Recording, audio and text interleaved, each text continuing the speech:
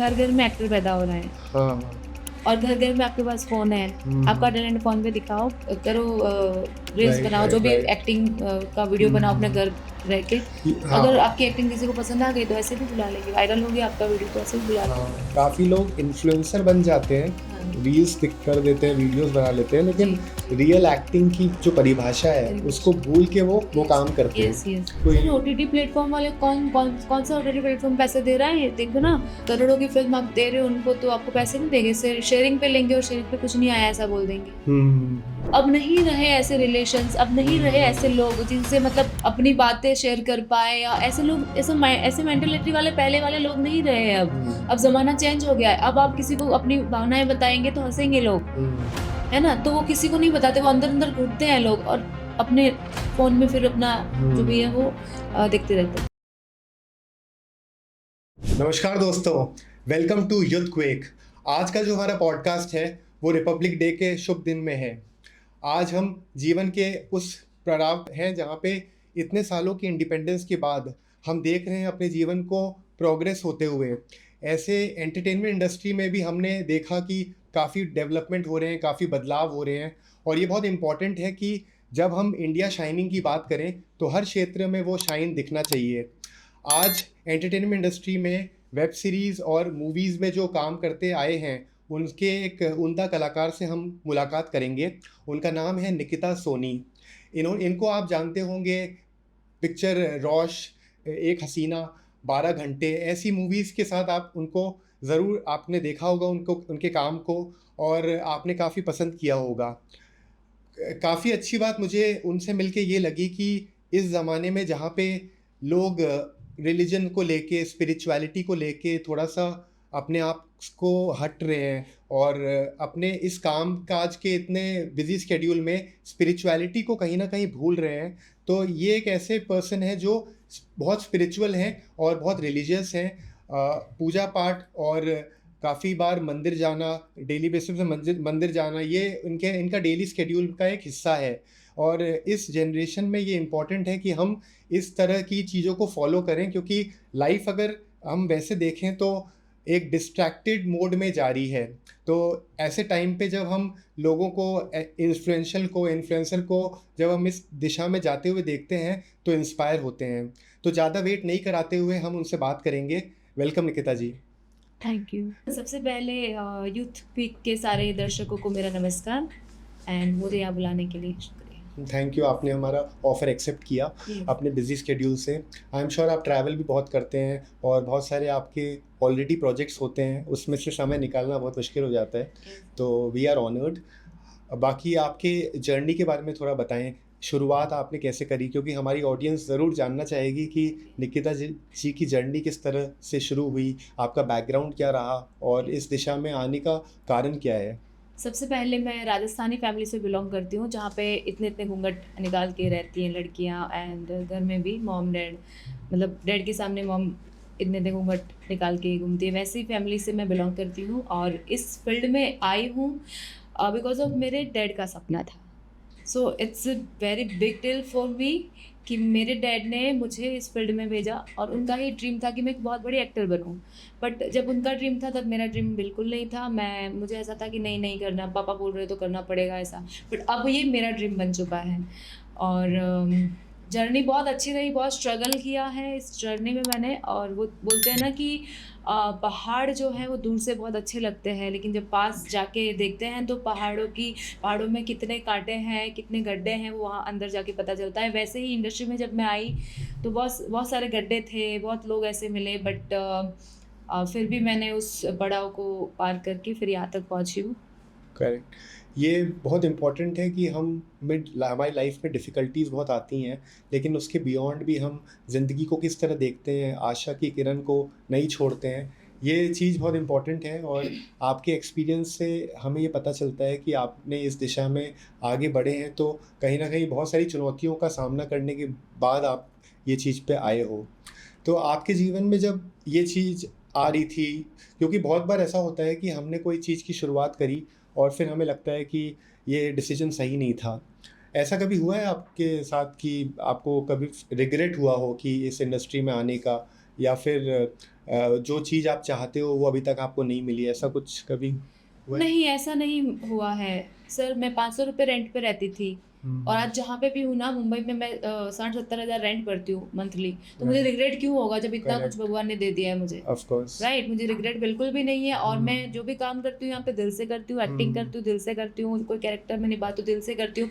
ये हुँ, मेरा शौक बन चुका है, पैशन बन चुका है। अब हुँ, मतलब मैं ये नहीं बोल सकती कि मैं ज़बरदस्ती इसमें आ गई, ये वो नहीं बोल करेक्ट, सकती। ये करेक्ट, मेरा पैशन बन चुका है। अब यहाँ से मैं यू टर्न नहीं ले सकती, ऑफ यहाँ से मैं कोर्स। किसी और फील्ड में नहीं जा सकती, हुँ, बिकॉज़ मैं जाना ही नहीं चाहती शायद राइट। इसलिए। तो कितने साल से आप इस लाइन में हैं? सच कहूँ तो मैं 14 साल की उम्र से मैं फ़िल्म लाइन लाइन में में हो? आई हूँ। बॉलीवुड में तो अभी 8 साल से हूँ मैं, बट इससे हुँ, पहले मैंने गुजराती इंडस्ट्री में काम किया है। ओके, मैंने 18 फ़िल्में as an lead Gujarati industry में की हैं अच्छा। और बहुत सारे शोज़ किए हैं। हुँ, मैंने पुरानी सीरियलों में भी काम किया है चाइल्डहुड में जब मैं 14 साल की थी। अच्छा, अच्छा। पृथ्वीराज चौहान, धर्मवीर, साईं बाबा, जय माँ दुर्गा, द्वारकाधीश जैसे ओके, सीरियलों में ओके। मैंने काम किया है। उसके हुँ, बाद मैंने गुजराती इंडस्ट्री में फ़िल्में की, उसके हुँ, बाद मैं यहाँ पे आई हूँ। Very impressive.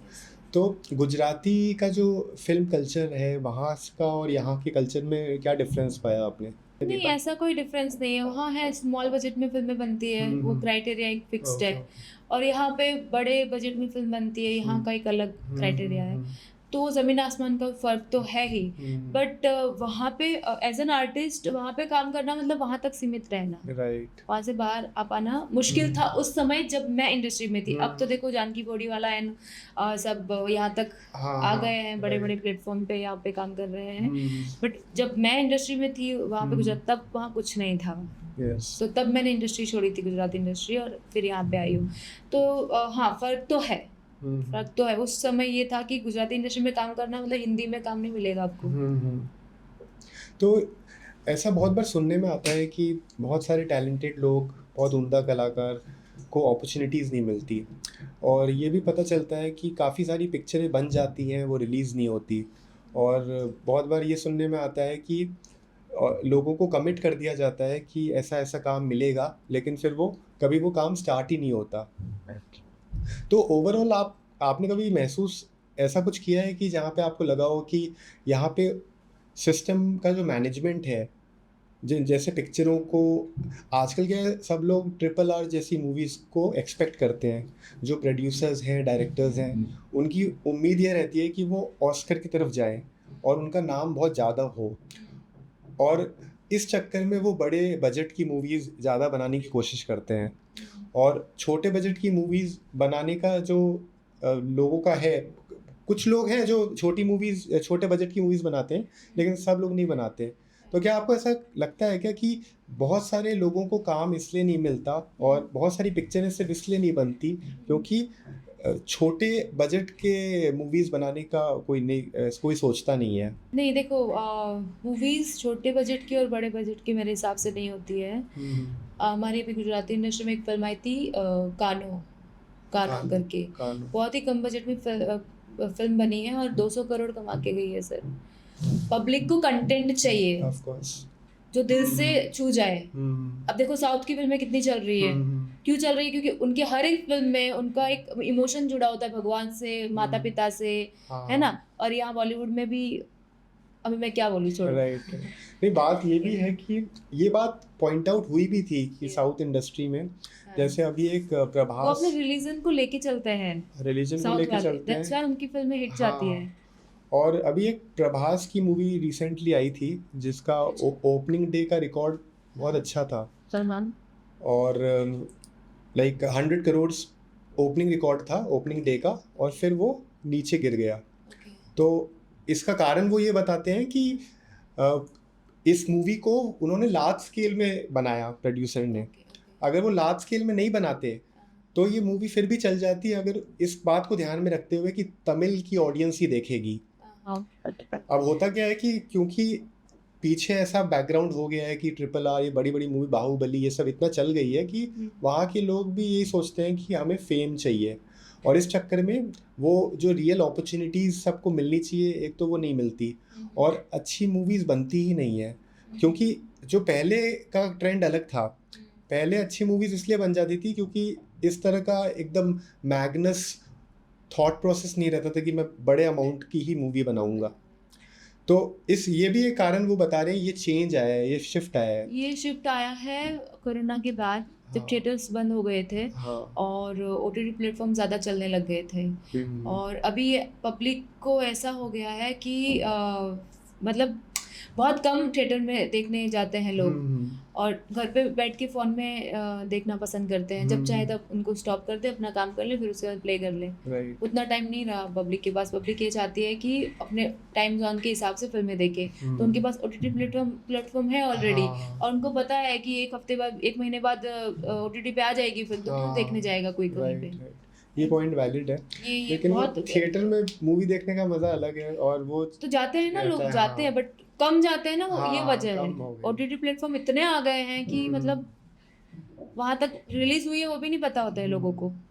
एक्चुअली ये भी सुनने में आता है कि जो यंग एस्पायरिंग एक्टर होते हैं, जो इस इंडस्ट्री में आने की इच्छा रखते हैं, उनसे काफ़ी साल तक तो गलतियां हो जाती हैं।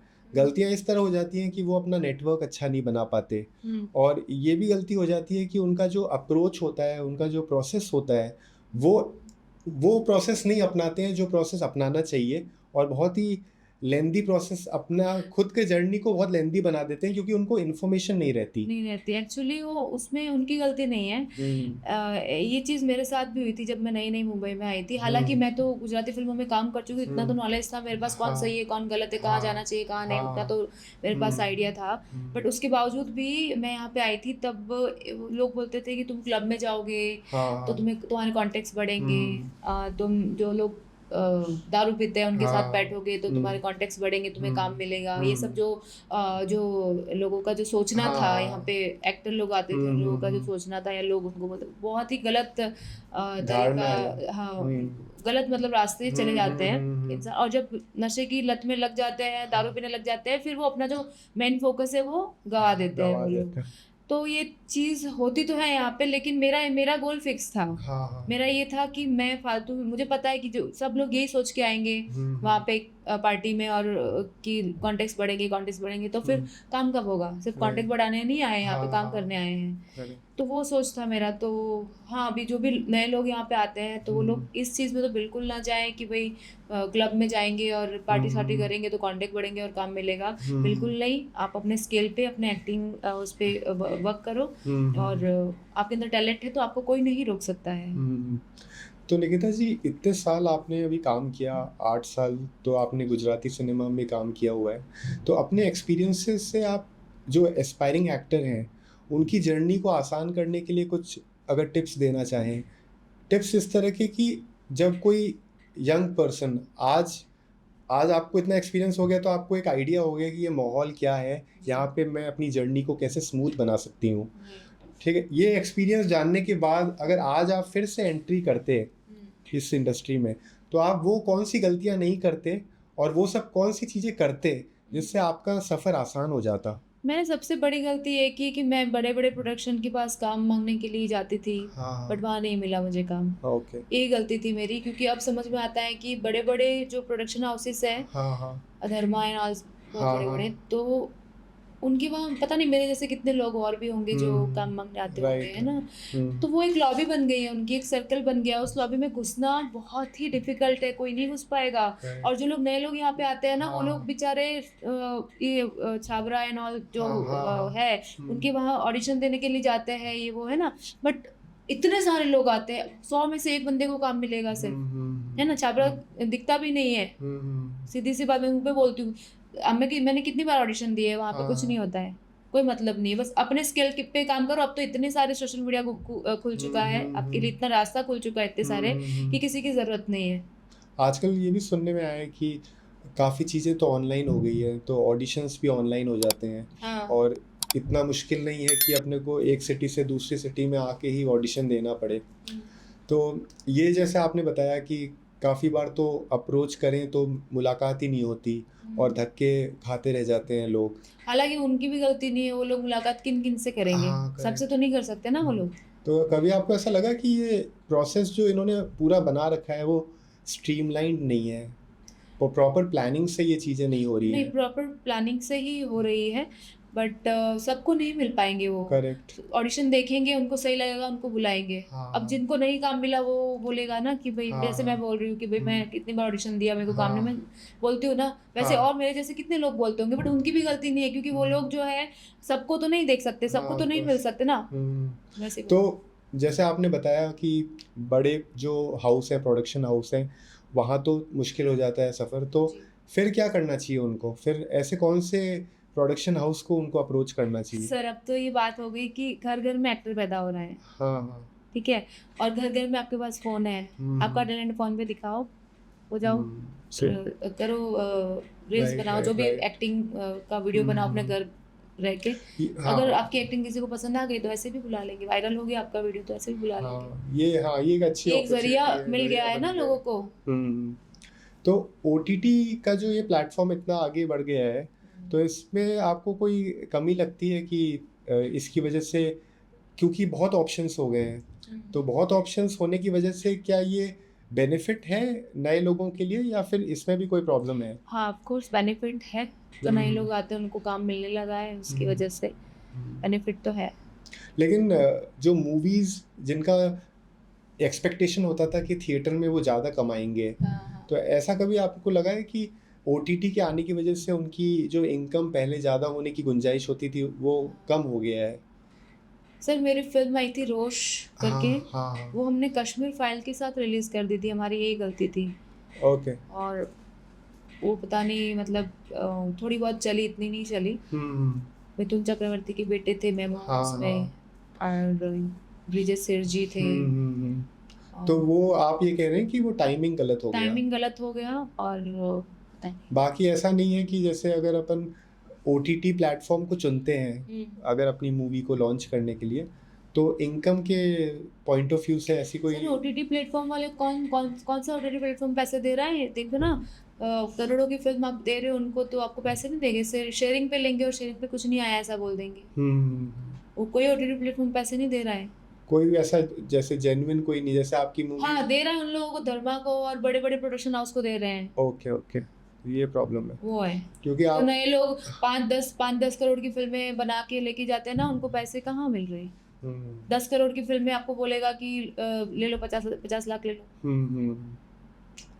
तो इसमें ऐसा है कि जो छोटे प्रोडक्शन हाउस हैं हाँ, उनको प्रॉब्लम हो जाती है। प्रॉब्लम हो जाती है। हाँ। तो जैसे आपकी एक मूवी जियो हॉटस्टार में, जियो सिनेमा में आई थी, रोश, हाँ जी, हाँ जी। तो इसमें आपको ऐसा लगता है कि जियो ज़्यादा जेन्युइन है, रिलायबल है? ऐसा कोई एक प्लेटफॉर्म तो होगा जो ट्रस्टवर्दी सर है और सही? जियो को हमने रोज जो है शेयरिंग पे दी थी, हाँ जियो को, हाँ। बट ऐसा लोगों ने, जियो की ऑडियंस कितनी है, बहुत सारी है, ठीक है, हाँ लोगों ने हाँ। देखी तो होगी, लेकिन वहां से पैसे ही नहीं आए, बोले नहीं नहीं देखी किसी ने। करेक्ट। तो ये सब प्रॉब्लम ओटीटी प्लेटफॉर्म में हो जाता है। बाकी आपका वैसे विजन क्या है? आप ओवरऑल क्या चाहते हैं कि फ्यूचर आप कैसे देखते हैं इस इंडस्ट्री में? क्या आप मेन लीड के हिसाब से बॉलीवुड में मेन स्ट्रीम सिनेमा करना चाहते हैं, या? आपको मेरा लुक लगता है मैं मेन लीड में चल सकती? नहीं, मेरे हिसाब से जब पर्सनैलिटी की या टैलेंट की बात आती है तो ऐसा होता नहीं है कि हम, क्योंकि बहुत सारे एग्जाम्पल्स पहले भी आए हुए हैं जो कि जिन्होंने अपने काम से, अपनी मेहनत से, अपने डिसिप्लिन से वो चीज़ों को बदला जो पहले कभी सुनने में नहीं आई थी। ओके, मैं यहाँ पे हीरोइन बनने नहीं आई हूँ। हाँ मुझे हीरोइन नहीं बनना है, मुझे एक्टर बनना है। राइट। है ना, चाहे वो कैरेक्टर कैसा भी हो, हाँ हाँ मुझे एक्टर बनना है, मुझे हीरोइन नहीं बनना। मुझे हीरोइन बनने का कोई शौक नहीं है, मुझे एक्टर बनना है। हाँ। तो जैसे नवाजुद्दीन है, वो एक्टर है, हीरो नहीं है। हाँ जी हाँ जी। तो कभी आपको ऐसा लगता है कि जब अब हम कोई चीज़ की उम्मीद करते हैं और हमें वो चीज़ नहीं मिलती है, तो हमें अपने आप को तसल्ली देने के लिए कुछ और करने की ज़रूरत पड़ जाती है, या फिर हम अब प्रिंसिपली बहुत स्ट्रॉन्ग इस तरह से हमेशा हमारे में इतनी क्लैरिटी रहती है कि हमें जो चाहिए हम वही करना चाहते हैं? क्योंकि अमूमन ये देखा गया है कि ज़्यादातर लोग जो हैं उनको जब अपॉर्चुनिटीज़ नहीं मिलती है तो उनको साइड हसल करना पड़ता है, और बहुत कम लोग हैं जैसे नवाजुद्दीन जी हैं, ये जो एक्टर्स हैं ये बहुत थिएटर के एक्टर्स हैं, बहुत टैलेंटेड लोग हैं और इनको पता है, नस नस पता है एक्टिंग की। तो उनके बारे में हम बात करते हैं तो ये फीलिंग आती है कि उनको हमेशा से पता था कि उनको फेम की इतनी चाहत नहीं है जितनी सही काम की चाहत है। जी, जी, जी। तो क्या आपको लगता है कि ज़्यादातर लोग अपनी को तसल्ली देने के लिए फिर कुछ और करने की कोशिश करते हैं, या फिर अब जिस दिशा में युद्ध जा रही है, आपको लगता है कि क्लैरिटी अगर कम नवाज़ है? सर आए थे इंडस्ट्री में, उनको पता था कि वो किस स्तर के एक्टर हैं, हाँ। बट उन्होंने छोटा-मोटा भी काम किया है। उन्होंने हाँ। छोटे कैरेक्टर्स भी किए हाँ, हैं, मुन्ना भाई क्योंकि से उनको वो शुरुआत हुई थी। अपॉर्च्युनिटी नहीं मिली। उसके बाद जब मिली, हुँ, तब पूरा खा गए इंडस्ट्री को, और हुँ, आज राज कर रहे हैं हुँ। इंडस्ट्री पे। हाँ, मुन्ना वही भाई से मौका शुरुआत मिलना हुई बहुत थी। ज़रूरी है। करेक्ट। यहाँ पे टैलेंट की कमी नहीं है मुंबई में, जो घर छोड़ के, अपना घर-बार छोड़ के इधर रह रहे हैं ना, उनके हाँ, पास टैलेंट है, उनको अपने आप पे इतना भरोसा है कि भई हम कुछ कर सकते हैं, कुछ उखाड़ सकते हैं यहाँ हाँ, पे, हाँ, हाँ। तभी आए हैं। सही, सही। तो मेन प्रॉब्लम मौका मिलने की है। यस, मौका मिलने की।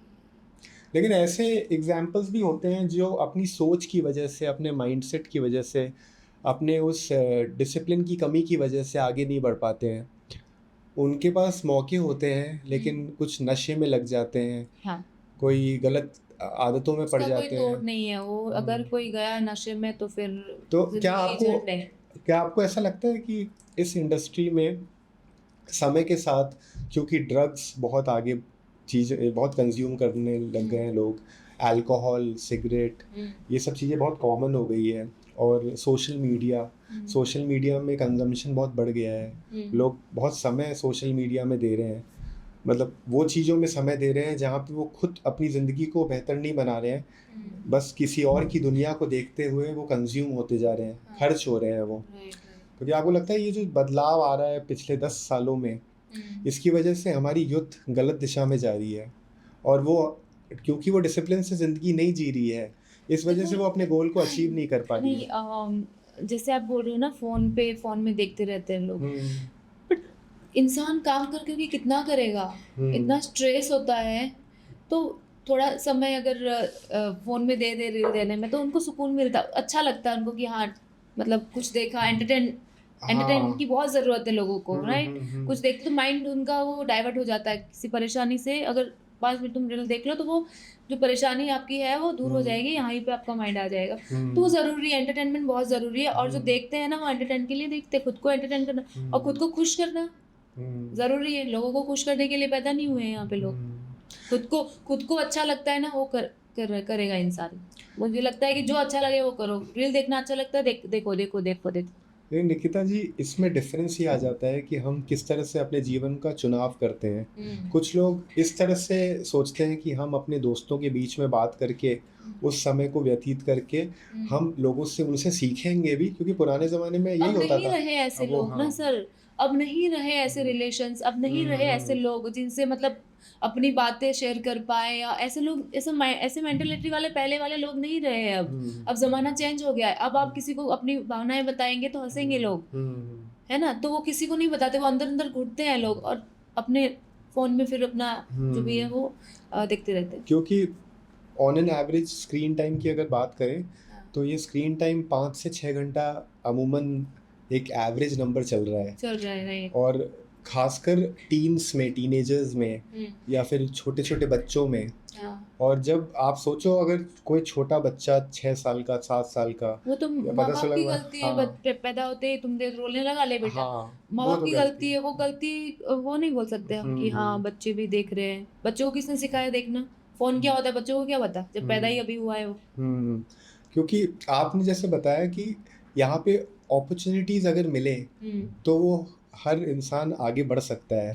जी, बिल्कुल। लेकिन मुझे एक समय से ऐसा फीलिंग आ रहा है कि क्योंकि हमारे माइंडसेट में हाँ। प्रॉब्लम आ रही है, हम अपने लाइफ को सही तरीके से लीड नहीं कर पा रहे हैं। हुँ, टाइम पे उठना, टाइम पे सोना, हुँ, सही दिशा में काम करना, रेगुलरली उस चीज़ पे काम करना, और हुँ। गलत संगत में रहना, और गलत चीज़ों का सेवन करना, ये चीज़ बाधा बन रही है हमारी ग्रोथ के लिए। सर, आप गाँव में जाओ ना, किसी की मुंबई छोड़ के कहीं दूर गाँव में जाओ ना, टाइम हुँ। पे सही से लोग उठते हैं। हाँ, हाँ। टाइम पे उठते हैं, टाइम पे काम करते हैं, टाइम पे खेत जाते हैं, टाइम पे ही करते सब कुछ। बट यहाँ पे चीज़ें चेंज हो गई ना, बड़ी हाँ, सिटियों में हाँ। चेंज हो गई, टाइमिंग उठना, खाने-पीने का टाइमिंग चेंज हो गया। गाँव हुँ। में तो वही अभी चल रहा है, लोग सुबह उठते हैं, तो अपना काम करते ये हैं। गलत नहीं होगा कि इन दोनों का कॉम्बिनेशन इम्पोर्टेंट है, कि हुँ, अपॉर्च्युनिटीज़ भी होनी चाहिए, हुँ, और एक तरफ हमारा माइंडसेट भी सही होना चाहिए, और हमारे हुँ। जो लाइफस्टाइल है वो भी सही होना चाहिए। अगर इन दोनों का मिश्रण हो जाए तब जाके हम एक सफल ज़िंदगी की वो उम्मीद कर मिश्रण सकते हो ही नहीं सकता, अभी लोगों का दिमागी घास चढ़ने गया है, कैसे मिश्रण होगा बताओ? हैं। कहाँ से चलेगा वो फिर? करेक्ट। नहीं हो सकता जी, लोगों को चेंज नहीं, उसकी सोच को चेंज नहीं कर पाओगे ना। तो मान लीजिए। अगर कोई कोई गलत कर रहा है, कोई हाँ ड्रग्स कर रहा है, चलो सोच लो, हाँ उसको आप मना करो, क्या वो छोड़ देगा? नहीं छोड़ेगा, और उसकी मर्जी है वो हमारे सामने नहीं करेगा, कहीं और जाके करेगा। करेक्ट। किसी को समझा नहीं सकते आप। तो मान लीजिए आप, क्योंकि आप एक इन्फ्लुएंशियल पर्सन हैं, आपके पास वो पावर होती जहाँ पे आप इस इंडस्ट्री की रूपरेखा बदल पाते, अगर आपको मौका मिलता। क्योंकि अगर आप कोई चीज़ से जूझ रहे हैं, आप स्ट्रगल कर रहे हैं, तो ऑब्वियसली आपके पास भी आइडियाज़ आते होंगे कि ये चीज़ें मैं करूँगी तो जीवन आसान हो सकता है उन लोगों के लिए जो टैलेंटेड हैं लेकिन उनको मौका नहीं मिल रहा। तो आप वो ऐसी क्या चीज़ें करने की कोशिश करते हैं? मेरा खुद का प्रोडक्शन हाउस मैंने ओपन किया है, होली अच्छा सॉल एंड मूवीज़। अच्छा मैं अच्छा। चाहती हूँ कि जैसे मैंने स्ट्रगल किया है, या मैंने जो भी मेहनत की है इंडस्ट्री में, हाँ हाँ। और जितना लोगों की घृणा, लोगों की हम्म। सोच ताने वो सुने हैं कि हाँ मुंबई गई, ये क्या किया तुमने, कौन सी फिल्म आ रही तुम्हारी, ये वो। हम्म। तो आधे तो लोग ना यहाँ पे ये पागल हो जाते हैं कि क्या जवाब दे घर वालों को। तो हम्म। मैंने प्रोडक्शन हाउस इसलिए ओपन किया कि कुछ ना कुछ छोटा छोटा काम करके लोगों को काम दूँ मैं। करेक्ट। ये तो मैं बहुत इतना ही कर इम्पोर्टेंट है। सकती हूँ, मैं कोई वो बड़ी तुरम खान अंबानी अडानी नहीं हूँ कि भाई मैं बड़ी फिल्में बना दूंगी और सबको ले लूंगी, ऐसा तो मैं कर नहीं सकती। जितना मेरे दायरे में आता है उतना ही कर पाऊंगी। तो मैंने छोटा सा प्रोडक्शन हाउस ओपन किया, उसमें कुछ फिल्में बनाऊंगी, कुछ शॉर्ट फिल्में एड ऑल बना के लोगों को काम दूंगी। उतना ही कर सकती हूँ ना मैं। हाँ सही बात है। मैं क्या चेंज कर दूंगी मैं? आपने शुरुआत करी, यही बहुत हाँ बड़ी बात है। जी क्योंकि इस दिशा में सोचना ही बहुत बड़ी बात हो जाती है। जी। लोग सोचते ही नहीं है। नहीं है वही। अक्सर ये देखा जाता है कि ओटीटी का जो सेंसरशिप है वो एक प्रॉब्लम बनता जा रहा है, क्योंकि छोटे छोटे बच्चे को पता है नहीं कि उनको क्या देखना चाहिए क्या नहीं देखना चाहिए। अब फिल्म जो हम थिएटर्स में देखते हैं वहाँ तो फिर भी सेंसरशिप है, तो एक अडल्ट यूए सर्टिफिकेशन के हिसाब से वो डिफरेंस आ जाता है, लेकिन ओटीटी में ऐसा है नहीं। तो अब तो ओटीटी बंद हो गया ना सर, अब तो कितने सारे ओटीटी बंद कर दिए सरकार ने। लेकिन अब तो जो ऑलरेडी चल रहे हैं हाँ उसमें भी ऐसा कोई रेगुलेशन है नहीं हाँ जिसके अंतर्गत अपन ये कह सकें कि अगर कोई 16 प्लस की कोई मूवी है या 14 प्लस की कोई मूवी है या कोई एडल्ट कैटेगरी की है, तो अडल्ट कैटेगरी का तो आई नो कि वो एक अलग हाँ निश हो गया मूवी का। लेकिन 14 या 16 ईयर्स अबव में भी अगर उस उम्र के बच्चे वो मूवी देखते हैं तो उसमें वैसे ज़्यादा कुछ डिफरेंस रहा नहीं है, क्योंकि वो एक दायरा पार कर लेते हैं। क्योंकि सर क्या बात कर रहे हो? अभी बहुत सारे रिलीजन में होते हैं कि 13 साल के बच्चों की शादी करा दी जाती है। हाँ जी वो ठीक भी है, तो गलत है। वहाँ पे क्या वो अडल्टनेस वहाँ नहीं आती है? हाँ जी वो भी तो गलत है। तो गलत वो है भी ना? गलत है। हाँ, तो फिर लेकिन उस चीज़ पे कोई सवाल ही नहीं उठाता। हाँ, तो ये वाली बात पे जल्दी सवाल उठाते हैं, वो वाली बात पे क्यों कोई सवाल नहीं उठाता? वो चीज़ भी गलत है निकिता जी। हाँ जी। ऐसा नहीं कह रहा मैं कि वो चीज़ सही है, वो तो और गलत है हाँ, कि गलत एज में शादी कराना। जिस एज में वो अपने सपने देखेंगे और आगे बढ़ेंगे, अपना करियर बनाएंगे, उस एज में उनकी शादी कराना, ये बहुत बहुत दुख वाली बात है कि भारत में हमको ये सब देखना पड़ रहा है। जी बिल्कुल। पर क्योंकि तभी मैंने आपको ये बात कही कि सोशल मीडिया, ड्रग्स, इसका बहुत बुरा असर हो रहा है जी जी ये सारे माहौल में।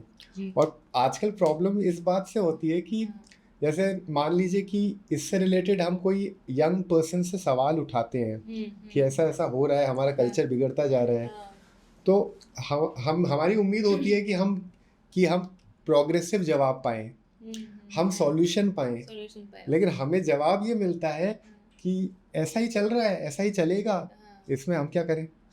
तो ये जो मजबूरी वाली फीलिंग है, हेल्पलेसनेस वाली फीलिंग है ना, ये चीज़ डराती है कि अगर आज 2026 में रिपब्लिक डे के दिन हम बात कर रहे हैं और ये स्थिति आ गई है, इंडिया शाइनिंग की बात हो रही है, लेकिन आगे 10 साल बाद अगर इसी ट्रेंड पे दुनिया चलती रहेगी तो क्या फ्यूचर होगा। देखो भाई, ये तो सरकार हाँ को देखना चाहिए।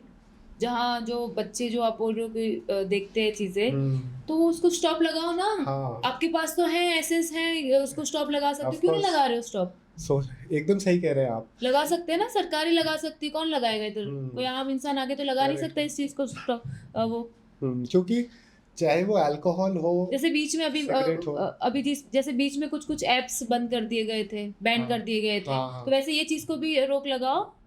क्योंकि आप चाहते भी हो कि ना भी देखे हम्म बच्चे, हम्म और फिर बच्चों के सामने वही चीज ला रहे हो, क्योंकि तो बहुत गलत है ना। हाँ बहुत सारी कंट्रीज में हाँ सोशल मीडिया एक समय के बाद बंद कर दिया जाता है, हाँ या फिर बच्चे वो चीज़ नहीं देखेंगे। हाँ ये हाँ चीज़ गवर्नमेंट ही डिसाइड करती है। हाँ ऑफ और कोर्स। जैसे अल्कोहल वाली बात है, हाँ टोबैको वाली बात है, उस हाँ। पे क्योंकि अभी मैंने सरकार को सुना टैक्स है मिलता है। कि सरकार जो है सिगरेट और वो सब बंद, तम्बाकू एंड सब बंद करने वाले हैं। हाँ हाँ अच्छी बात है, I am so happy for that. हाँ, ये ज़रूरी था। यस। कुछ साल पहले शाहरुख खान जी से एक हाँ सवाल पूछा गया हाँ कि आप टोबैको इन सब हाँ का क्यों प्रमोशन करते हैं, हाँ आप तो इतने बड़े सेलिब्रिटी हैं। हाँ। तो उनका तो आप जानते हैं विटी स्टाइल है, तो उन्होंने एकदम न्यूज़ जो रिपोर्टर है उनको एकदम विटी स्टाइल में जवाब दिया कि हाँ आपको गवर्नमेंट को मना करना चाहिए कि हाँ उनका प्रोडक्शन बंद करें। बंद करें, राइट जब राइट। जब आप गवर्नमेंट को नहीं बोल रहे हैं कुछ, तो आप मुझे क्यों बोल रहे हैं कि मैं इंडोर्स क्यों कर रहा अब हूँ। मैं खुद सिगरेट पीती हूँ, मुझे सिगरेट के बिना नहीं चलता है, हाँ ठीक जी है, हाँ जी। लेकिन फिर भी मैं चाहती हूँ कि बैन हो जाए ताकि मैं ना पी पाऊँ। मैं चाहती हूँ छोड़ दो, लेकिन सामने आ ही जाती है कहीं ना कहीं से। वो तो रास्ते ढूंढने पड़ते हैं, हाँ और गवर्नमेंट अगर मदद नहीं कर रही है इस हाँ मामले में, हाँ तो हमें ही जागरूक होना पड़ेगा। हाँ जी, नहीं ये और बंद कर रहे हैं ना, गवर्नमेंट कर रही है हाँ, बंद, और तो अच्छा है बहुत ये, अच्छी बात है। इस यूथ के लिए एक बहुत साल अच्छा का है। स्टॉक ला के रख दूंगी पहले से। हाँ आजकल ये ये चीज़ें हैं जो चीज़ों को पे कंट्रोल नहीं है, तो हम उस चीज़ को एक्सेप्ट कर लेते हैं। ट्रू ट्रू, लेकिन बैन हो रही है, बहुत अच्छी बात है, होनी चाहिए, वेरी गुड। एक निकिता जी, ये जो फ्रीडम की बात हम करते हैं, फ्रीडम के क्या मायने हैं आपके लिए? कि आपने भी इंडिया में रहते हुए ये ज़रूर समझा होगा कि आज़ादी इतनी इम्पोर्टेंट होने के बावजूद बचपन से लेके जवानी तक, बुढ़ापे तक आज़ादी नहीं मिलती एक महिला को। ये आपने अपने बुज़ुर्गों से भी सुना होगा, अपने फैमिली में पेरेंट्स से भी सुना होगा, उनको देखा होगा। तो इसके बारे में आप क्या सोचते हैं? आज़ादी मिलती नहीं है, उसको छीननी पड़ती है। हम्म आज़ादी को छीननी पड़ती है, और अभी तो मिल रही है, अभी तो छीन ली है, मतलब लेडीज़ लोगों ने आज़ादी पूरी छीन छीन ली है, उनका हक, उनका जो फ़र्ज़ है वो सब जान गए हैं, हम्म और उस हिसाब से ही वो रह रही है। अभी की महिलाएं आप देखो, उनकी सोच। हम्म तो ऐसा कभी लगा आपको कि फेमिनिज्म की बात हम जो करते हैं वो को बहुत ही गलत तरीके से पेश किया जा रहा है, क्योंकि वो बहुत रिबेलियस होते जा रहे हैं। Yes. कभी कभी वो हम लिमिट नहीं देख पाते हैं कि हमें कहाँ रुकना चाहिए, क्या करो? क्योंकि हमें दबाव इतना मिल गया इतने सालों में हाँ, कि हम अब खुल के हर अब- चीज़ में आ रहे हैं, हाँ, और हमें खुद को नहीं पता कि ये क्या चीज़ हमारे लिए खुद के लिए गलत हो जाती है। गलत हो जाती है, राइट। तो नहीं। तो इसका प्रॉब्लम होता है कि हम इतने सालों से दबाव को एक्सेप्ट करते गए, तो अब यंग जनरेशन अब वो बोलते हैं ना, पाप का घड़ा कब तक भरेगा? एक दिन तो फूटना ही है, फूट गया, सब हो गए, अपनी अपनी मर्जी से काम कर रहे हैं। तो जैसे आप जालौर को बिलोंग करते हैं, जी। तो वहाँ का माहौल कैसा है? वहाँ पे चीज़ों में बदलाव आ रहा है, या फिर मुंबई दिल्ली का जो ये कल्चर है, यहाँ पे जो इस तरह की चीज़ें चल रही हैं, महिलाओं को इतनी आज़ादी मिल रही है, वहाँ पे उस तरफ रूरल एरियाज़ या नॉन मेट्रो एरियाज़ में आपको कैसा डिफरेंस सब लगता है? बहुत एक्टिव हो गए हैं, बहुत ज़्यादा, मतलब माइंड से बहुत ज़्यादा ओपन हो गए हैं। और रही बात मेरी, तो मेरी फैमिली लास्ट 40 साल से गुजरात में रहती है, और मेरे दादा दादी ये वो सब राजस्थान में है, तो मेरा वहाँ जाना बहुत कम रहता है। मैं अपनी फैमिली के साथ गुजरात में रहती हूँ, अंकलेश्वर में। तो वहाँ वहाँ जब शादी ब्याह होता है तभी जाते हैं, बट वहाँ का रूल्स जो है हमें फॉलो करना पड़ता है। जैसे किसी भी शादी में जाते हैं या कुछ होता है, तो हम लोगों को पूरा घूंघट और वैसे रहना पड़ता है। मैं वैसी फैमिली से बिलोंग करती हूँ, तो मैं ही सिर्फ मेरे घर में मैं ही सिर्फ एक ऐसी लड़की हूँ मेरी पूरे खानदान में कि बिगड़ेल हो गई हूँ और बाहर आ गई हूँ, और बहुत ज़्यादा ओपन माइंडेड हो गई हूँ। तो ऐसा होता है क्या कि फिर हमें बिगड़ेल इन द family- सेंस मैं बहुत ज़्यादा अपनी मर्जी की मालिक मालिक हूँ। हो गए। मुझे पता है मेरे हक क्या है, मेरे फर्ज क्या है। हम्म। मतलब मुझे वो कोई बांध के नहीं रख सकता कि नहीं ये नहीं करना है। क्यों नहीं करूँ भाई, मेरी लाइफ है। हम्म। मैं वैसी हो गई हूँ। मतलब गलत नहीं करना, ना गलत करना, ना गलत सहना। हम्म। किसी के साथ गलत नहीं करना, हम्म। ना गलत सहना। इतना मेरा वो, मुझे पता है मुझे क्या करना है। तो इतना फ्रीडम तो हर इंसान को, हर महिला को होना चाहिए। राइट। तो सोसाइटी क्या वो एक्सेप्ट कर लेती है इस चीज को, मतलब? नहीं करे तो क्या फर्क हाँ पड़ेगा? जी। नहीं, ऐसा आपको कभी महसूस हुआ है क्या कि जब आप सोसाइटी के लिए आपने जी रहे हैं क्या हम? ये जिंदगी हमें जो मिली है वो सोसाइटी के लिए मिली है क्या? भगवान ने हमें जन्म दिया है, इस धरती पे लाए हैं, तो क्या सोसाइटी के लिए लाए हैं? नहीं ना। Correct correct. फिर ये क्या सर, आप भी सोसाइटी में? नहीं, ये सवाल बहुतों के दिमाग में आता है, इसीलिए वो कदम नहीं उठा पाते क्या हैं। हम भूखे मरेंगे, सोसाइटी आएगी डालने के लिए घर पे खाना? आप क्या हम बीमार पड़ेंगे, सोसाइटी आएगी हॉस्पिटल हमारा बिल चुकाने हम्म। या फिर हमारी सेवा करने? नहीं ना। खुद की जिंदगी मिली है, खुद के उससे रहो। हम्म। क्योंकि अगर 143 करोड़ की जनसंख्या है जी हमारी जी और उसमें 50% महिलाएं हैं, जी तो ऐसा नहीं है कि ये जो भावनाएं आपकी है जी। वैसी और महिलाओं की नहीं होगी, उनकी भी यही बहुत भावनाएं दबा होंगी, लिया लोगों लेकिन ने लेकिन महिलाओं को, हाँ। बहुत दबा लिया, हम्म। बहुत टॉर्चर कर लिया। अब नहीं, अब हम्म। अब हो गया भाई। हम्म। अब नहीं, वो एक झेलने की जो क्षमता होती है ना, वो खत्म हो हम्म। गई अब नहीं। तो क्या अभी भी आपको लगता है कि दिल्ली मुंबई इसको अगर हम एक बार साइड कर दें हम्म और नॉन मेट्रो एरियाज की बात करें, तो अभी भी बंदिशें बहुत हैं, बाधाएं बहुत हैं, हम्म। और वो बाधाओं को पार नहीं कर पा रही हैं महिलाएं? जो नहीं कर पा रही है वो करने की कोशिश तो कर रही है ना। हम्म। फिर कर अच्छा, तो पाएगी जब आप समय आएगा, सही समय आएगा तो वो भी हो करेक्ट। जाएगा। कोशिश तो कर ही रही है, महिलाएं नहीं कर रही है ऐसा तो है नहीं। हम्म। फिर कुछ कश्मकश में फंस जाती है, कुछ हम्म। रिलेशन में फंस जाती है, हम्म। कुछ दबाव में आके हम्म। बेचारी कुछ नहीं कर पा रही है। तो बहुत सारे महिलाओं की अलग अलग हम्म। कहानियां हैं। बट ठीक है, जैसे महिलाओं की है वैसे पुरुष की भी है। ऐसा नहीं है कि तुम भाई महिलाओं को ही दबा के रख रहे हो। कुछ हम्म। महिलाएं हैं जो पुरुष को भी दबा के रख रही है। वो दोनों तरफ से है। दोनों तरफ से, ऐसा कुछ हम्म। नहीं है। अभी पूरा इक्वल हो गया मुझे लग रहा है। हम्म। जितना पुरुष आगे बढ़ रहा है उससे ज्यादा महिलाएं भी आगे बढ़ रही है। हम्म। ऐसा कोई काम नहीं है जो पुरुष कर रहा है और महिलाएं नहीं कर रही है। जैसे एक चीज हमेशा आपने देखी होगी कि गर्ल्स को ईव टीजिंग की प्रॉब्लम होती है। इफ टीजिंग मतलब मतलब? कि जैसे आप रास्ते चलते लड़के छेड़ देते हैं हम्म। और घूर घूर के देखते हैं, हाँ। तो वो चीज़ जैसे 10 साल की उम्र से 11 साल की उम्र से उन बच्चियों को बहुत दिक्कत होती है उस बात से, जी जी और आपने भी महसूस किया होगा ये चीज़। जी। तो इसके बारे में आप क्या सोचते हैं कि हम एजुकेशन सिस्टम में कहीं गलत जा रहे हैं, अपनी पेरेंटिंग में कहीं गलत जा रहे हाँ, हैं क्या? एजुकेशन, अगर हम्म। आपका एजुकेशन प्रॉपर नहीं हुआ है तो आप फिर वैसे ही देखोगे। हम्म। इवन आप अपनी बहन को, अपनी माँ को भी वैसे ही देखोगे। हम्म। और पेरेंटिंग में भी कहीं आप देखते हैं कि जैसे लड़कों को जो प्रॉपर समझ देनी हाँ चाहिए, हाँ वो समझ हम आज की तारीख में हाँ क्योंकि पेरेंट्स अपने सक्सेस के पीछे इतना भाग रहे हैं आजकल, हाँ। डबल इनकम जी ग्रुप का चल रहा है जी कि जी दोनों हस्बैंड वाइफ ही कमा रहे हैं, जी। पहले ऐसा नहीं था। हम्म।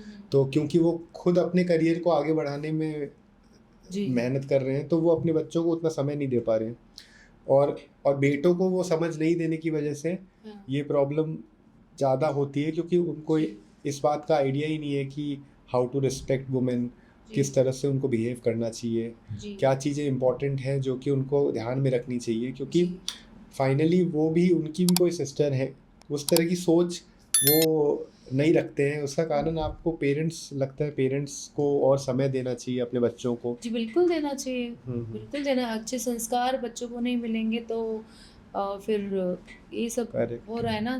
कितना कुछ हो रहा है दुनिया में। उसका गला काट दिया, उसका ये कर हम्म। दिया।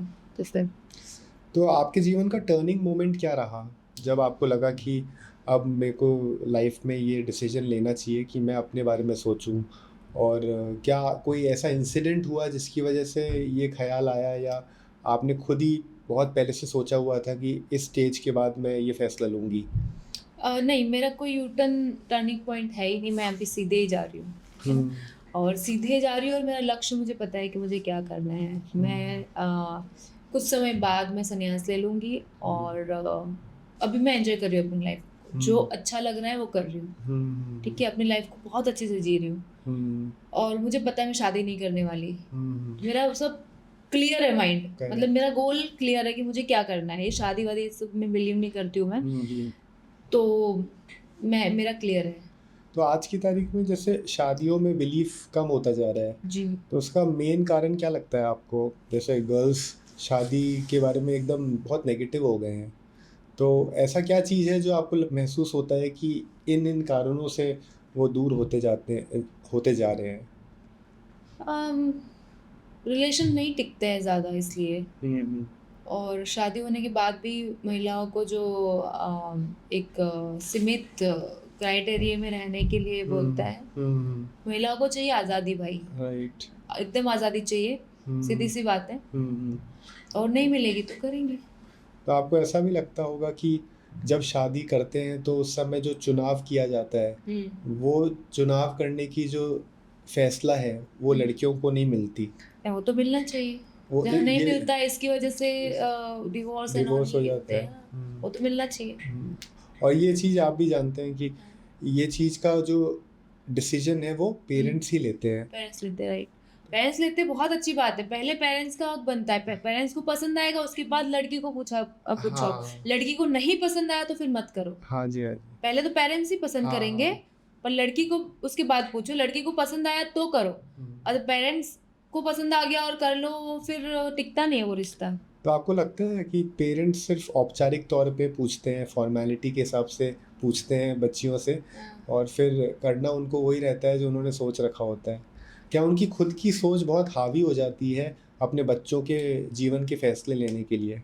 नहीं हुई, हाँ, कहीं-कहीं ऐसा होता है और कहीं-कहीं तो माँ-बाप बहुत ही समझदार हो चुके हैं। उनको पता है कि अपनी बेटी कैसे खुश रहेगी या किसके साथ खुश रहेगी, उसको पसंद है कि नहीं, पसंद नापसंद का बहुत ख़्याल रखते हैं। तो मैं इस टॉपिक पे शायद मुझे ज़्यादा नॉलेज ना हो, बिकॉज़ मेरा अपना गोल फिक्स्ड है। करेक्ट। तो मुझे ज़्यादा नॉलेज नहीं है शादी, पसंद नापसंद सब। तो आप इतने समय से जो काम कर रहे हैं, इतना आपने सीखा, एक्टिंग को सीखा, और आप खुद कहते हैं कि आप फेम के पीछे इतना नहीं भाग रहे, आपको फेम चाहिए ना मुझे, नहीं, मतलब फेम के पीछे ही भाग रही हूँ मैं। लेकिन कहने का मतलब है कि आप रियल एक्टर बनना चाहते हैं। Yes, yes. काफी लोग इन्फ्लुएंसर बन जाते हैं, रील्स कर देते हैं, वीडियोस बना लेते हैं, लेकिन रियल एक्टिंग की जो परिभाषा है उसको भूल के वो काम करते हैं। तो जब आप इस तरह की सोच रखते हैं, तो आपने कभी एक्टिंग करते हुए इस सफ़र में कभी अपने पर्सनालिटी को बदलते हुए देखा है, या फिर आप हमेशा से ही ऐसे थे? जैसे अभी मैं हूँ ना, जैसे बात कर रही हूँ वैसे ही हूँ मैं हमेशा से। हाँ, लेकिन मुझे जो कोई कैरेक्टर मिलता है तो मैं उस हिसाब से रहती हूँ, मतलब वो कैरेक्टर में मैं पूरा ढल जाती हूँ। अगर मुझे कोई भिखारी का कैरेक्टर देगा मैं बिल्कुल आपको डिट्टो वही लगूंगी। ओके। है ना? अगर मुझे कोई भी कैरेक्टर दे दे मैं उसको दिल से निभाती हूँ। तो बाकी रियल में मैं ऐसी हूँ जैसे बात कर रही हूँ आपसे। तो उस रोल में ढलने के बाद काम जब कंप्लीट हो जाता है तो ऐसा आपको लगता है कि बाहर निकलना मुश्किल हो जाता है थोड़ा निकलना, फिर उसी में रहते। तो सबसे लंबा प्रोजेक्ट आपका अभी तक का क्या रहा है, जिसमें बहुत समय आपने दिया? रोस्ट 45 दिन 45 दिन का काम।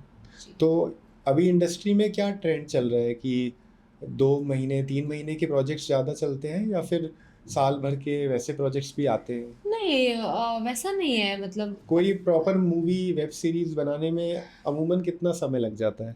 डिपेंड ऑन कहाँ पे शूट कर रहे हो, कितने दिन का है, मतलब उसका टाइम फिक्स नहीं रहता है। वो क्रिएटिव साइड के हिसाब से कुछ फिल्में बड़ी हैं जो 1-1 साल भी चलती है, डिपेंड ऑन फिल्म बजट, ऐसा स्टोरी। राइट। तो ऐसा फीलिंग आपको आता है कि जैसे मूवी बन गई और उसको प्रॉपर मार्केटिंग नहीं मिली? मेरी कितनी सारी फिल्में हैं जो बन के रेडी पड़ी है, रिलीज नहीं हुई, तो बड़ी फिल्में, तो उसका कारण, बड़े एक्टर के साथ, उसका कारण कौन, मतलब बाधा कौन बन जाते हैं जो मूवी रिलीज ही नहीं होती? डिस्ट्रीब्यूटर्स बोलते हैं कि कोई बड़ा एक्टर नहीं है। अच्छा। तो फिल्म कौन देखेगा, हम तो रिलीज करें। तो वो तो डिस्कशन मूवी बनने से पहले भी हो गया होता होगा ना? कहानी तो दमदार होती है ना, तो क्या हम बड़े एक्टर को लेके ही फिल्में करें, फिर नए जो आ रहे हैं उनको लेके ना करें फिल्म, उनको काम ना दे? तो इसका मतलब ये है कि पिक्चर जब बन रही होती है तब तक वो डिस्ट्रीब्यूशन वाला जो एंगल है हाँ उसके बारे में ज़्यादा विचार नहीं करते हैं, यस है ना? क्यों पिक्चर बन जाती है बन उसके जाती बाद, है, वैसा उसके कि बाद फिल्म सोचो। अच्छी बन जाएगी तो अच्छी चलेगी, पब्लिक को आजकल कंटेंट पसंद हाँ आते हाँ हैं। हाँ। तो वैसा मतलब ये है कि ऐसी ऑडियंस भी हम होना पब्लिक के चाहिए। पॉइंट ऑफ व्यू से बनाते हैं फिल्म, हम्म। लेकिन यहाँ पे जो है, यहाँ पे जो तुरम खान लोग बैठे हुए हैं ना, हाँ हाँ। वो लोग अपना माइंड चला के वो नहीं लेते फिल्म कि राइट एक बड़ा एक्टर नहीं है इस फिल्म, राइट राइट। तो कहानी कितनी भी दमदार हो। तो उसके लिए ओटीटी प्लेटफॉर्म फिर अपने को ढूंढना पड़ता जी है ना? जी। तो आप कह रहे फिर हैं कि जितना छोटा ओटीटी होगा उतना कम पैसे देंगे, बनी है तुम्हारी हाँ करोड़ों की फिल्म, हाँ हाँ। थमा देगा तुम्हें 5 लाख रुपए। लेकिन ये है कि कहीं ना कहीं तो वो बिक जाती है, कोई ना कोई बट ओटीटी में बिक बट जाती है, ये हो गया है। ऐसे इतने कम बजट में बिके, इससे अच्छा तो मैं चाहूंगी वो हाँ। फिल्म डब्बे में पड़ी रहे। 1 करोड़ की फिल्म तुम हाँ 5 लाख में कैसे दोगे? हाँ, वो उस समय उस चीज का, उस फिर मौके का फायदा हाँ उठाते हैं वो कि यस जब कहीं नहीं बिक रही है तो हाँ। फिर तो आप अगर सक्सेस को आज की तारीख में किस तरह देखते हैं? सक्सेस मुझे ऐसा आपके लगता हिसाब है से क्या है? अम, मुझे ऐसा लगता है कि इंसान जिंदगी में खुश है वो उसके लिए सक्सेस ही है। हम्म। मुझे ऐसा लगता है कि मैंने आपको पहले बताया कि मैं 500 रुपये रेंट पे रहती थी, आज मैं आराम से ज़िंदगी जी रही हूँ मुंबई में, ये मेरे लिए सक्सेस है।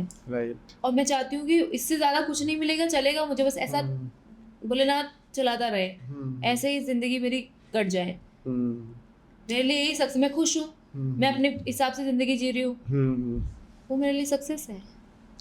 और कभी आपको ऐसा फीलिंग आया है कि भारत में हिपोक्रेसी बहुत ज़्यादा है, कि हम बोलते कुछ हैं करते कुछ हैं, जी हम सोचते कुछ हैं और बोलते कुछ हैं? तो इस तरह का आपको महसूस हुआ? क्योंकि बहुत बार ऐसा होता है कि अगर ये बोला जाता है कि बच्चों का ख्याल रखो, बच्चों का सेफ्टी बहुत ज़रूरी है, हाँ लेकिन विद इन फैमिली बहुत सारी चीज़ें हैं जो छुपी हुई रह जाती हैं। क्योंकि इंडिया इतना बड़ा देश है कि जो डार्क रियलिटीज़ हैं वो घर के चार दीवारी के बीच में ही रह जाते हैं। हर जो लड़की है वो किसी ना किसी चीज़ से जूझ रही होती है, बहुत सारी बातें वो अपने पेरेंट्स को नहीं बता पाती है, ट्रू क्योंकि पेरेंट्स के पास एक तो समय नहीं है और एक वो समझ नहीं है कि वो उनकी बात को समझ पाए, समझ पाए राइट। और वो अपने दोस्तों को भी नहीं बता पाते हैं। जी और क्योंकि बहुत ज़्यादा विश्वास अपन रिलेटिव्स में और नेबर्स में, क्योंकि सोसाइटी हमारी ऐसी है, हम ऐसा ट्रेडिशन लेके चलते हैं कि हम पहले के टाइम में तो बहुत नेबर्स पे बहुत भरोसा होता था, जी तो इस चीज़ की वजह से ये एक ऐसा माहौल बन गया है कि गर्ल्स आर नॉट प्रोटेक्टेड।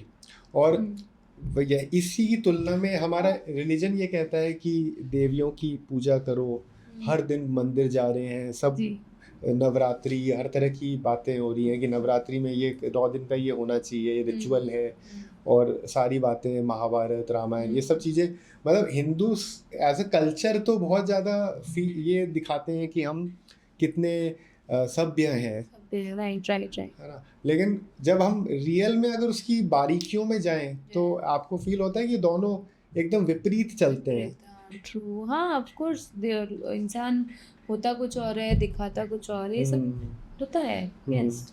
तो इसका आजकल सच्चाई का जमाना नहीं रहा। हाँ हाँ। अगर आप कुछ भी सच बोलोगे तो कोई यकीन भी नहीं करेगा, हम्म। कुछ झूठ बोल दोगे तो शायद हाँ, वो काम हो आपके जाता हाँ है। में हाँ मिलाएगा और काम भी हो हाँ। जाता है। झूठ का जमाना है।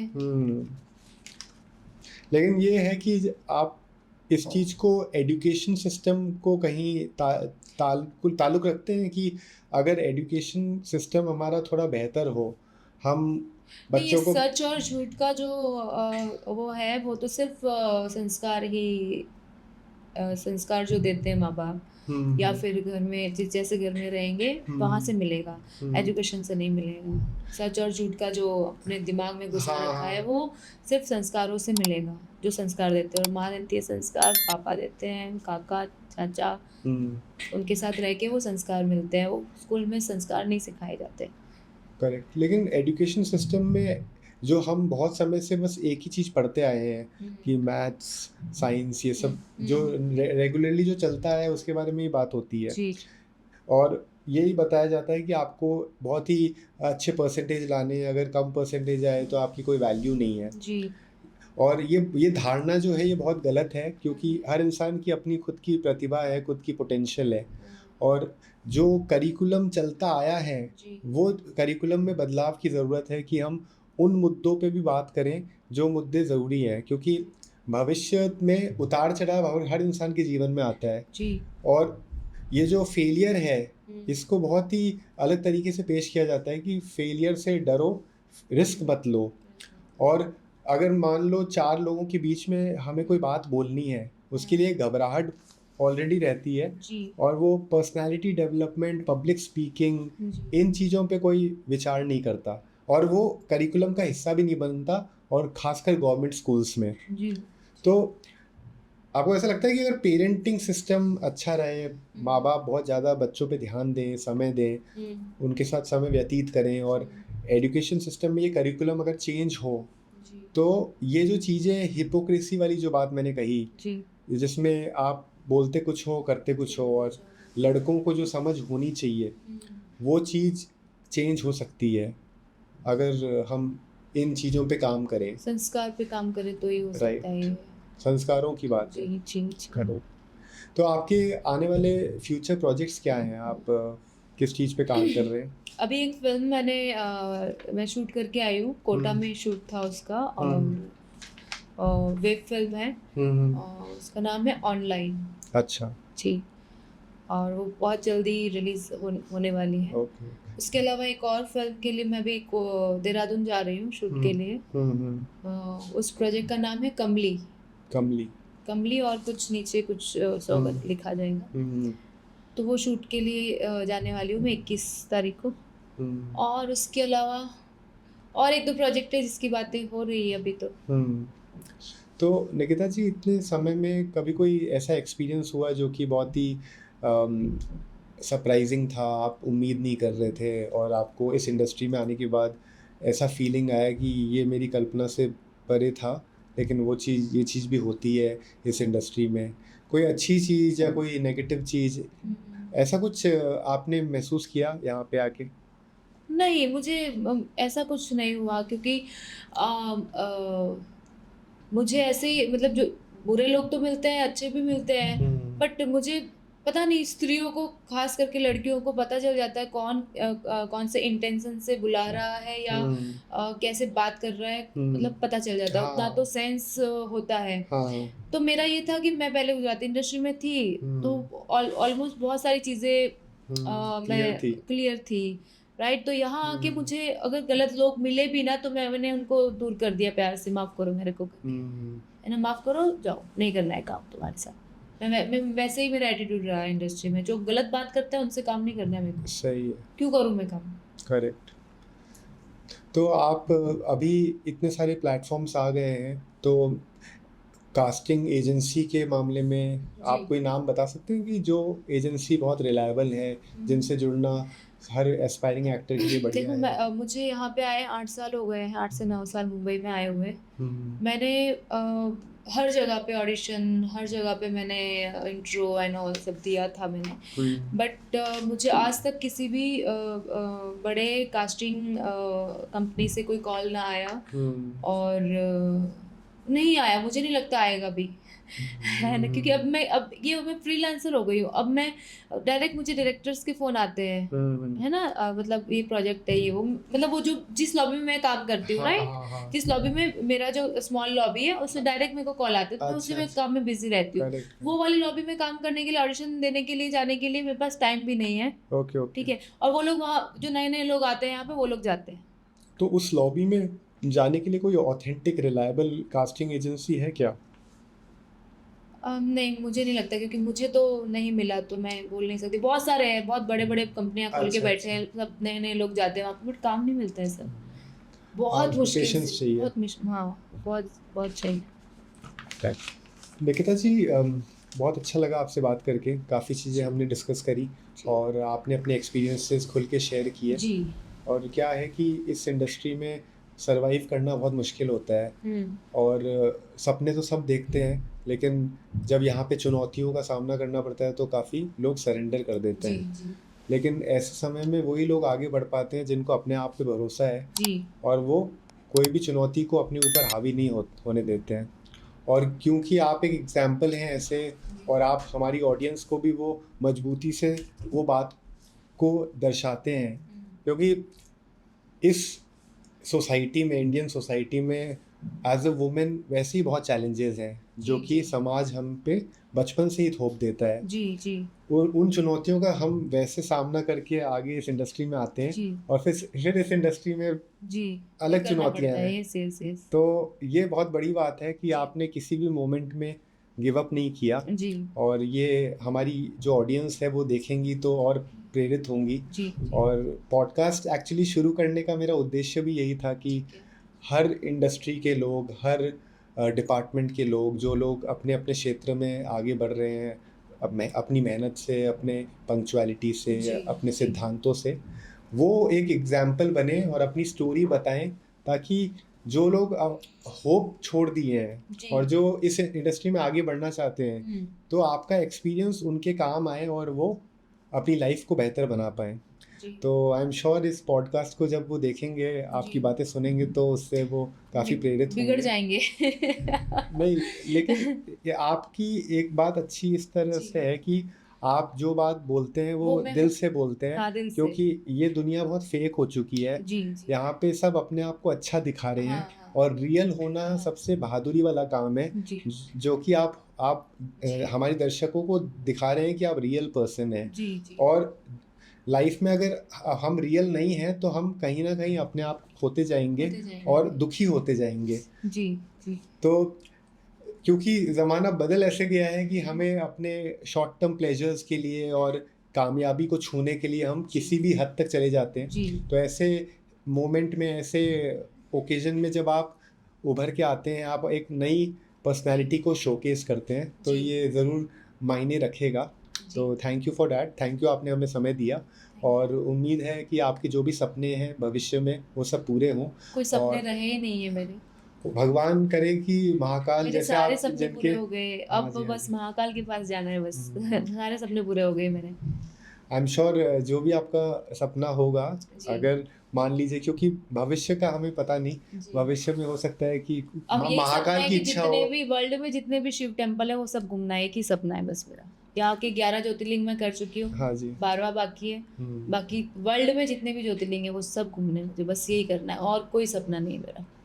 हो सकता है कि महाकाल जी आपके माइंड में आके मतलब इस तरह मैंने से मैंने आपके दिल से सोच को मतलब बदल दें। दिल से मैंने शिव जी से शादी कर ली है, मुझे ऐसा लगता है। मैं हम्म, वही मेरे प्यार है, वही सब कुछ मेरे वही करेक्ट, है। Correct, correct. आपके मुझे और प्रोफाइल को, किसी की ज़रूरत नहीं है।